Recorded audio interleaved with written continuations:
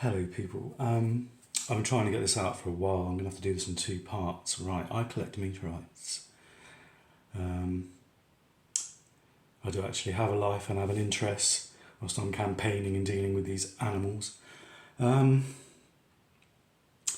So, anyway, this is a meteorite, it's a chondrite, and the sparkly bits you can see is the metal working through the fusion crust. That's this, see the black,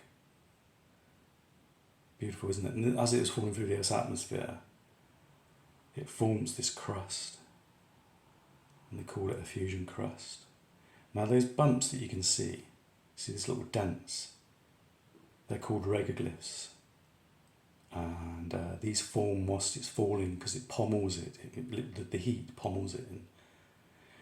I mean, if you like, in a way, there isn't that much difference between a small meteorite like this and a comet or a meteorite. They, no matter what size they are, they take on the same shape. Being a vacuum in space, its size and weight doesn't matter. It just takes on the same shape. Mostly, now this bit here that's broken, that's where it hits the ground.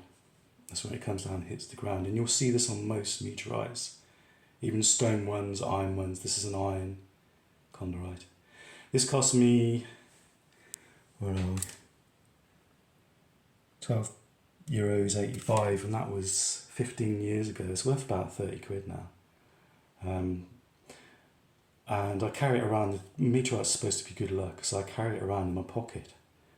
And that's why the fusion crust has started rubbing through, and that's why it's going through to the base metal underneath, which is iridium and iron mainly. And you don't get iridium on this planet. It doesn't. It's from the skies, from space. You can't get iridium in rocks or any. Okay, so I brought that something, and this came off this guy, Microloo Meteorites, and here we go. There's a chondrite H5, fall July 2007, Ley Africa, and that's the weight, 2.811 grams. Right, now these are big money, people, and you know, it's just so they sell meteorites in weight. I mean, they're beautiful and I love them. That's why, you know, but they have, you know, like anything, you know, that's appreciated and fought after. They have a value. And here's the other one. This is the Big Cooler meteorites, and I brought this around about 10 years ago, something like this. It cost me $11.68, and it's from, I believe it's from South America, obviously, yeah, around that area somewhere. And it's here you go. It's Malak, and it's a skeleton olivine. Now, olivines, this, I can just, I like this because it looks a bit like a horse. And this bit here, if I was to rub this down and shine it, you'd see like a mirror finish, like a gem or something on it, because they have these things called olivines, and they're green, and they appear in big iron meteorites, small iron meteorites, and you can cut them and rub them down, and you get this. It's beautiful. But yeah, and it's really hard. It's like the same kind of metal, the same kind of strength that pound coins are made out of. It's really, really hard. And this is, this cost me, like I said, $11.68. People go out looking for them, searching for them, and sell them on the internet. You don't find them every day. They're really hard to find. This comes from a main impact site that fell in. I think it was, the fall was, when was the fall? I don't think it says. It should say when it fell. Imalak Palisite meteorite. Strange. damage. I haven't got the date of fall. I think this one fell in the 1800s or something. There's a big explosion. Anyway, yeah. So and I've been studying now meteorites for about 16 years now, and collecting them. Right. I was walking on my way back through Bristol one day, and I noticed this. Get in the focus properly.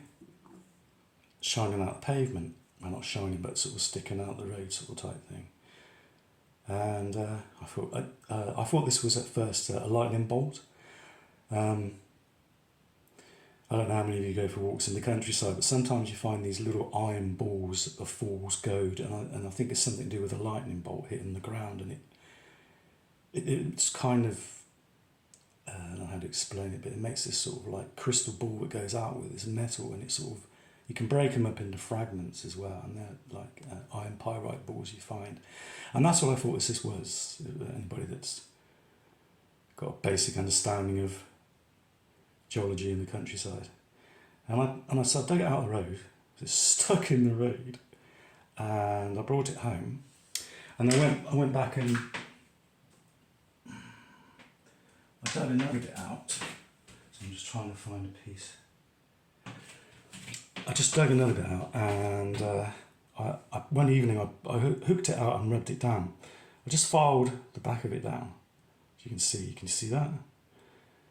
Now that's not fool's gold, that's not pyrite. That means this is not a lightning bolt nugget, or whatever those things are. I don't know, that's what people say they are. They just find them in the countryside, and like round metal balls. They're not meteorites, they're some sort of iron pyrite thing that, like they say, from lightning strikes. I don't have to do my homework there, but anyway. So can you see that? That's iridium and iron, okay? And it's very magnetic. I've lost my magnet, it seems to have disappeared. And this also has a fusion crust. Now this is quite unique, this one, because I don't know if you can see it, but if I turn it around, this is the way it fell. Okay, it down this way, so it was like going, because you can see those things are called flow lines. See, it's quite, and that's basically the back bit that's just landed in the road. So I've hooked it out of the road like that, and here, right there, is the impact point. Okay, you can already see that the fusion crust started to rub off this bit. You can see the shiny bit underneath. Right, so I had another look at this one and I thought, yeah, this, I couldn't believe it. I found an impact site in the centre of Bristol, basically, and it's a stream field, and it's quite big. There's quite a few bits still in the road that I've left, and I think the main mass is still there because there's bits peppered all around it, like these bits. See these bits? They're like, because when it fell, it broke up, and these are just bits of molten metal. Let's grab that one and see if I can show you. It's really going to get harder. And you can see like it's like almost a drop. See? And it's just kind of snapped off. I can just focus it a bit better. Right, see the fusion crust?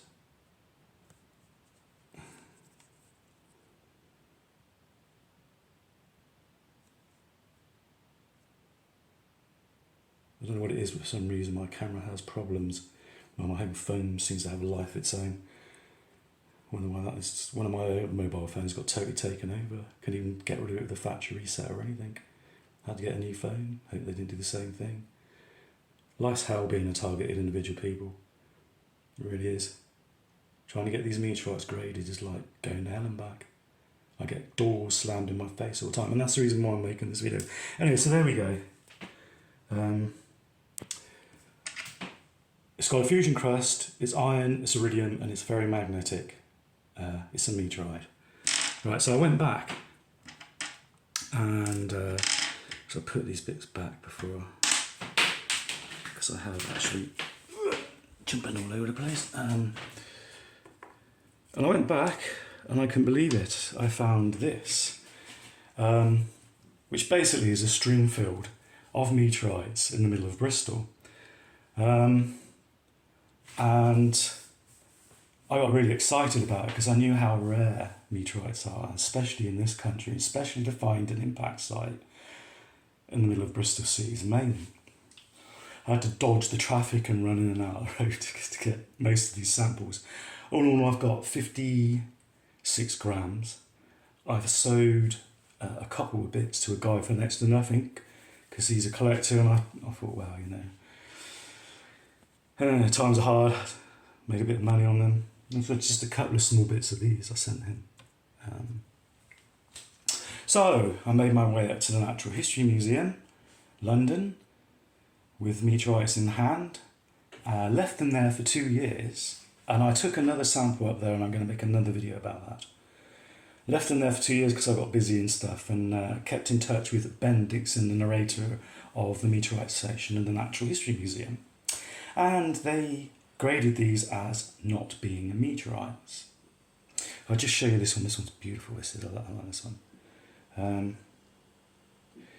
As it's fallen through the sky, it's melted, and this is a very common thing that they do. It's hooked.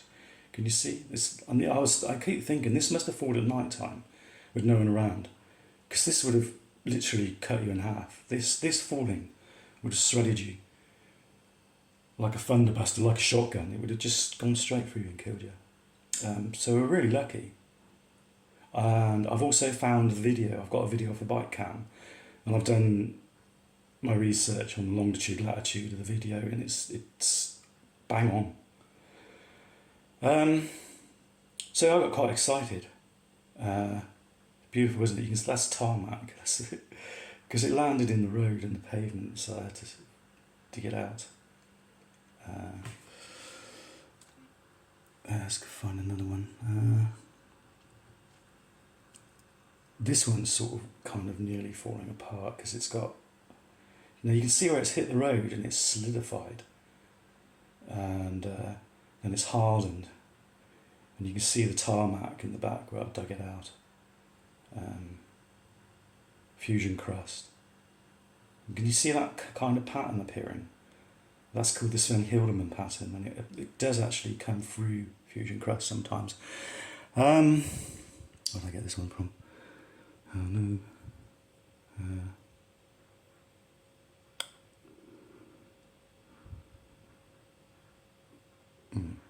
Here we go. So I've actually catalogued them now and weighed them, and it's like I said, 56 grams. I like this one. I'll just show you this one.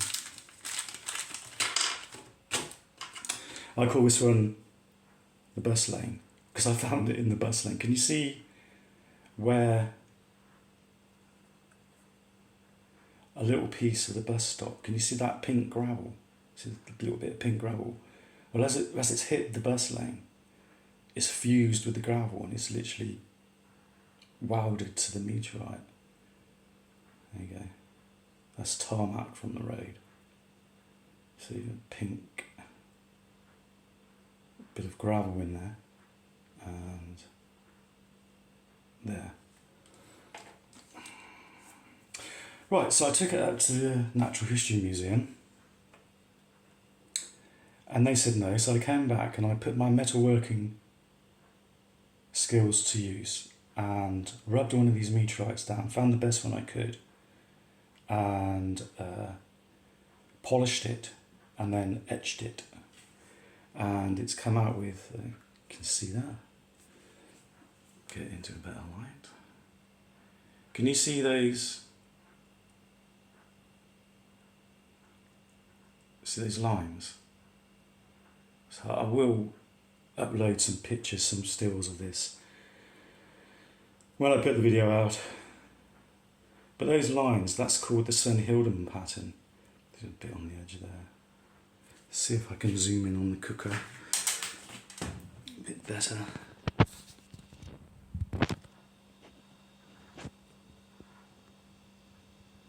Right, can you see those lines? Zoom in a bit more. Right, see those lines? That only happens on meteorites. You can't get that on anything else. The red is the rouge polish that I use to polish it. You cannot get that on a normal terrestrial rock. You can't. It doesn't exist on normal rocks. That pattern only exists on meteorites. And what happens is I've done my research on the Sven Hildeman pattern. No guessing it was discovered by a German scientist that studied meteorites. And he worked out that if you polish it, if you polish an iron meteorite and then etch it, you get this pattern called the Sven Hildeman pattern, and you can only guess them on meteorites. So my question is to you, Ben Dixon, the narrator of the Natural History Museum. Why are you lying to me? And they writ this on one of the samples. This is one of the samples. Let's see. It's very heavy, very magnetic. They writ this as 219, blah, blah, blah, I don't know. And that's the only thing. They said, no, they're not meteorites. So can you explain to me, Ben Dixon, the narrator of the Natural History Museum, London, why you are lying to me about a meteorite find that is very valuable? I mean, what's talking to him on the way out of the Natural History Museum? Now there's a section, and it's got a security guard on it, it's got a glass door, and it's like a whole different section of the Natural History Museum where they, I don't know, it seems to me where they do all their lying. And they've got a big safe where they put all these in the safe. And on the way out, I said, okay, Ben, if this is real, when I took it up there, I said, what are the chances and how much it's worth? He said, well, virtually priceless, being an impact site in Bristol, in the centre of Bristol, unheard of. He said, I know, a lot of money. Anyway, so I had things to do, campaigning and stuff, trying to survive the onslaught of what they've been doing to me if you've been following my videos. And yes, had an email saying, no, it's not a meteorite, okay? And this proves that you're lying, okay? Ben Dixon, the narrator of the meteorite section of the Natural History Museum, you're lying. This is a meteorite. These are meteorites and worth an awful lot of money. Now the thing is that with meteorites in this country, the only place you can get them verified are places like the Natural History Museum. So I went to a lot of time and trouble, went up on the coach. I'm not rich, I'm unemployed on the sick. 6 bloody hours up there, 6 hours back when I had to go and pick them up. A lot of time and money wasted only for them to lie about this. Now why do you think they've done that, people? Okay? Do you think it's because I'm a targeted individual?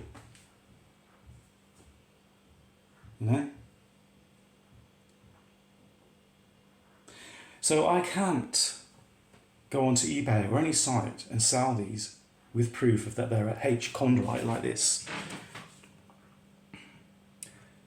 Okay? Because these companies are big, they send them off, they get them analysed, and they sell them legally as a graded meteorite. I cannot. I can only sell these for I've tried. I haven't done these one on the. I've done a few others which I'll show you, which I found. So yeah. Thanks, Natural History Museum. Yeah. Liars. My heart sank, people, because I want, I'm trying to get to America. I need the money to get there. I'm saving. But it's not cheap. I want to go to New York, and I keep getting these doors slammed in my face.